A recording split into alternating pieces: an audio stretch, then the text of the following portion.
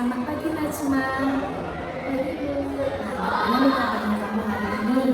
Baik, saya Oke, Najma, terima kasih ya kamu sudah datang ke ruang beda hari ini.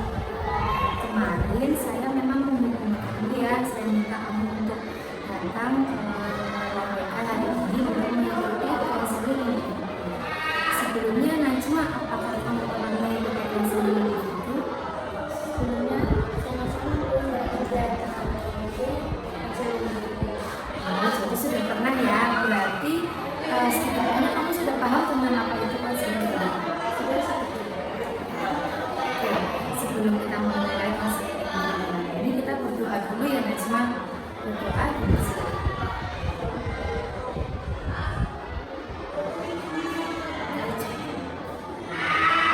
Di konseling ini Najma santai saja ya, tidak perlu tegang ya. Sebelum kita memulai ada beberapa hal nih yang ketika kita sampaikan terkait konseling individu. Yang pertama, dalam kegiatan konseling individu ini ada beberapa asas yang harus kita taati bersama. Yang pertama itu ada asas kerahasiaan. Artinya apa yang terjadi dalam konseling individu adalah hanya kita berdua saja ya Najma yang tahu, kecuali ada gawat darurat tentang Najma yang itu membutuhkan pertolongan dari pihak lain, baru orang lain boleh tahu. Lalu yang kedua ada asas kesukarela. Artinya Najma harus secara sukarela nih, tidak terpaksa dalam mengikuti konseling individu. Lalu yang ketiga ada asas keterbukaan. Artinya Najma harus terbuka dalam mengungkapkan masalah Najma dan terbuka pula dalam menerima masukan. Lalu yang selanjutnya ada asas keterbukaan. Najma harus mau berpartisipasi aktif dalam kegiatan konseling individu. Dan yang paling penting Najma komunikasi dengan kamu bahwa dalam konseling individu ini segala keputusan itu ada di tangan Najma. Kita hanya membantu mengarahkan kamu mencari solusi atas permasalahan. Lalu keputusan tentang solusi dari permasalahan mana yang akan kamu ambil dan laksanakan itu menjadi tanggung jawab. Apakah bisa dipahami Najma? Sudah bisa dipahami ya? Kalau sudah bisa dipahami, bagus. Kita sampaikan bahwa konseling individu ini akan kita lakukan selama 30 menit. Dan kita harap kita bisa memaksimalkan waktu itu dengan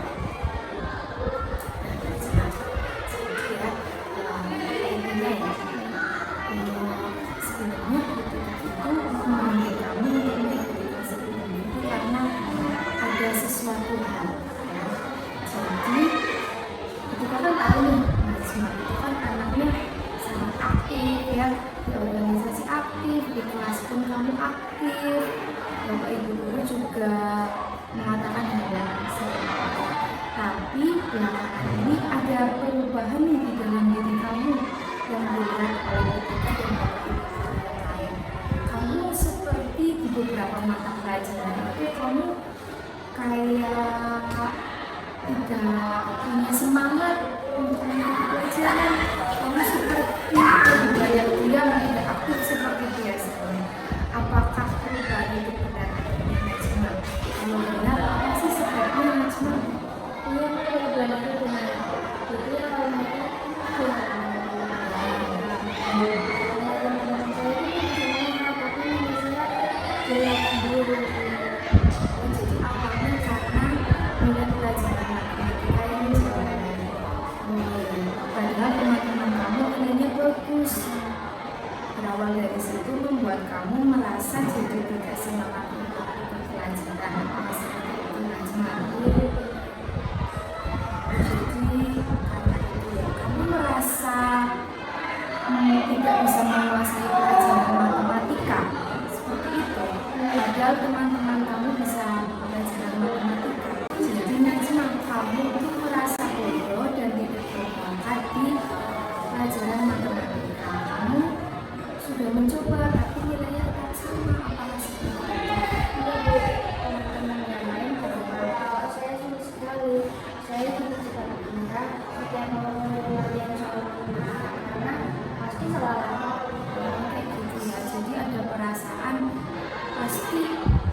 beberapa kali mencoba tetap nilainya sama. Perasaan itu pasti berat sekali ya Najma. Iya betul, langsung pulang setelah saya pikir itu udah terima saja. Saya memang nggak bisa dilakukan. Butika paham apa yang kamu rasakan. Najma, Butika melihat ada yang namanya pola pikir tetap dalam diri kamu, atau biasa disebut itu fixed mindset. Jadi fixed mindset adalah keyakinan bahwa segala sesuatu itu paten, tidak bisa diubah. Kayak yang Najma katakan tadi, Najma merasa tidak berbakat dalam matematika. Jadi Najma menganggap diri Najma bodoh, mau belajar sebagaimana juga tetap tidak bisa matematika. Keyakinan itu namanya fixed mindset Najma. Nah, sebetulnya padahal otak kita itu ibarat pisau loh Najma. Semakin diasah itu akan semakin tajam. Jika tidak digunakan justru malah tumpul. Nah seperti itu. Maka dari itu sebenarnya kita tidak boleh memelihara yang namanya pola pikir tetap atau fixed mindset, sehingga diri kita tidak bisa melakukan manusia apapun, kita tidak akan bisa. Alih-alih memiliki pola pikir itu, yang harusnya kita pelihara adalah yang namanya pola pikir bertumbuh atau growth mindset.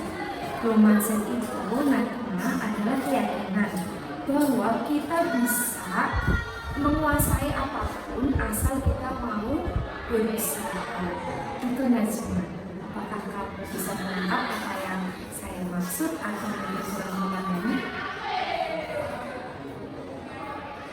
Bisa ya? Bisa. Ya, tentang growth mindset, fixed mindset, kamu paham ya? Sekarang Butika ingin nih kamu untuk mencoba mengubah pola pikir kamu yang awalnya itu pola pikir fixed mindset, seperti saya bodoh matematika, saya tidak bisa pelajaran matematika, diubah menjadi pola pikir yang growth mindset atau pola pikir bertumbuh. Jadi di sini kita akan coba pikiran fixed mindset menjadi growth mindset melalui mengerjakan lembar kerja. Ini lembar kerjanya kita kerjakan bersama ya Najma. Nah, tulis judulnya pikiran dan usaha. Kita akan bagi menjadi 3 kolom. Kolom pertama, tulislah pikiran lama atau fixed mindset.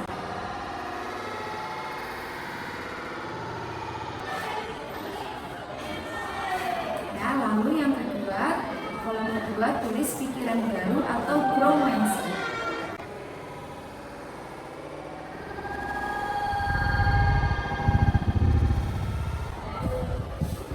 Lalu kolom ketiga adalah tindakan nyata.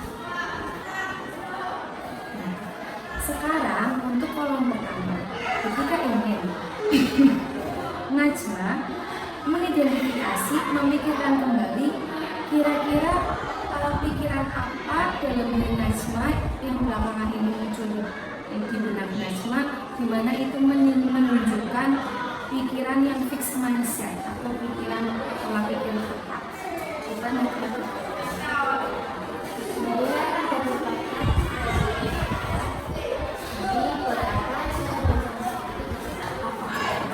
Silakan ditulis.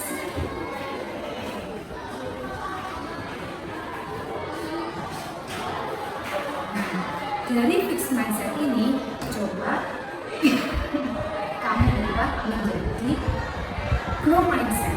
Kalau diubah, kira-kira kalimatnya menjadi seperti apa ya Najma? Saya ingin berusaha matematika, tapi otak saya tambah, saya berusaha. Betul, silakan ditulis.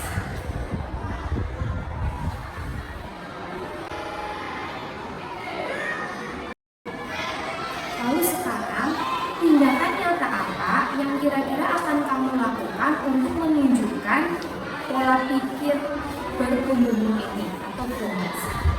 supaya tindakan nyata dari growth mindset. Kira-kira apa Nasma? Coba kamu pikir.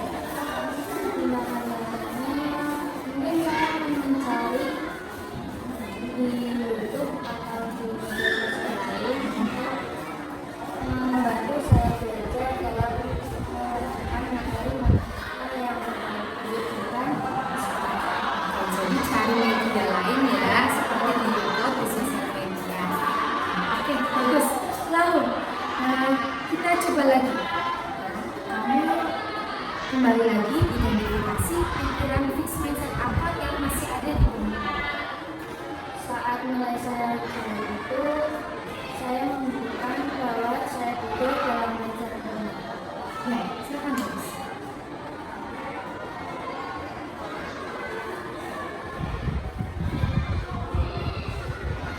Oke, lalu ubah itu menjadi growth mindset. Gimana kalimat? Mungkin nilai jelek itu adalah nilai baik dan menjelaskan kalau saya tidak benar-benar belajar dalam materi. Oke, bagus, tulis.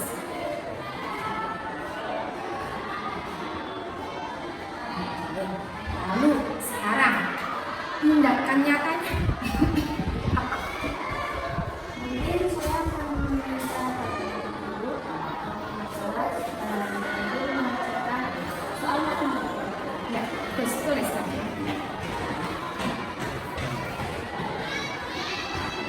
Bagus sekali ya, ternyata kamu sangat bisa mengubah fixed mindset menjadi mindset yang grow atau grow mindset. Lalu kamu pun hebat dalam merumuskan upaya tindak lanjutnya. Kita coba lagi ya Najma, identifikasi lagi fixed mindset. Kalau soalnya sulit, saya langsung menyerah saja karena pasti tidak akan bisa menyelesaikannya. Ya, terus tulis.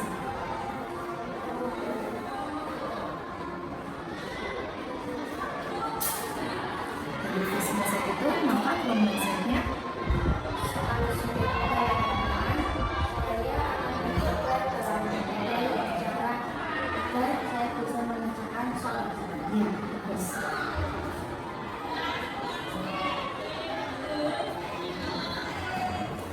Lalu tindakan nyatanya apa? Karena menghadapi soal sulit, saya tidak langsung menyerah, mencoba memecah masalah itu menjadi bagian kecil-kecil dan saya mencoba belajar dan selesaikan.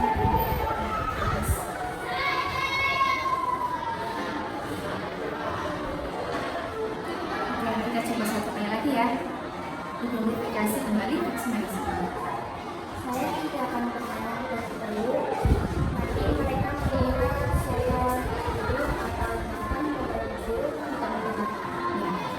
Lalu grow mindset dari pikiran itu Yang pertama adalah saya tak cepat untuk belajar dan sebenarnya semua orang berbeda.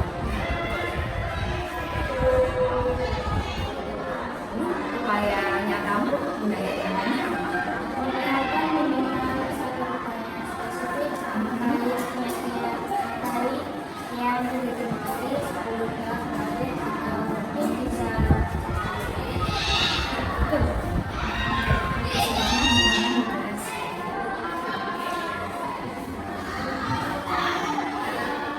Nah, tadi kita sudah mencoba ya Najma di lembar tulisan ini kamu mengidentifikasi fixed mindset itu apa, lalu kamu ubah fixed mindset itu menjadi growth mindset, lalu kamu juga merumuskan nih upaya nyatamu apa, tindakan nyatamu apa untuk menunjukkan growth mindset. Ini sangat baik ya.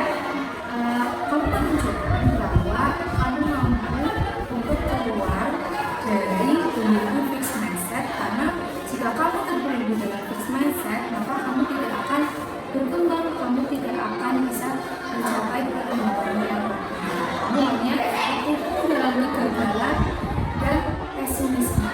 Sedangkan jika kamu memiliki mindset, kamu akan lebih memiliki semangat untuk berjuang mencapai apa yang kamu inginkan.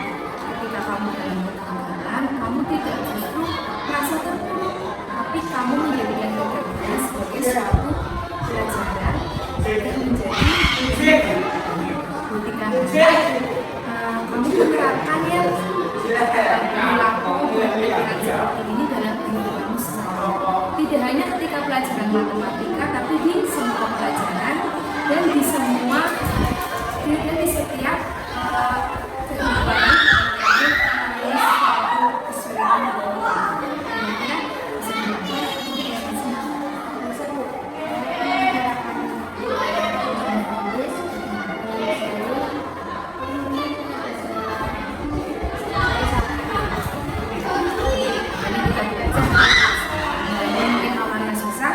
kalau dilakukan secara terus-menerus pasti akan terbiasa dan mudah. Itu ya teman-teman.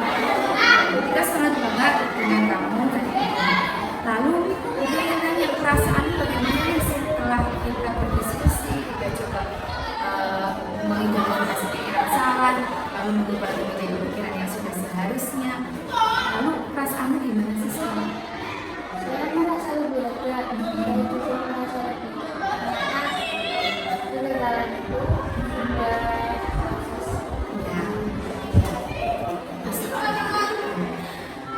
karena waktunya seperti sudah menunjukkan dari 30 menit ya, kita akhiri ya sesi konseling ini. Saya akan melihat perkembanganmu selama 1 minggu ke depan dari observasi maupun pengajaran dengan memperbaiki.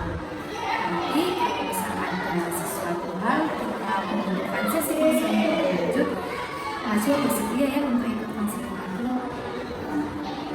Tentu saja kita akhiri konseling hari ini dengan berdoa.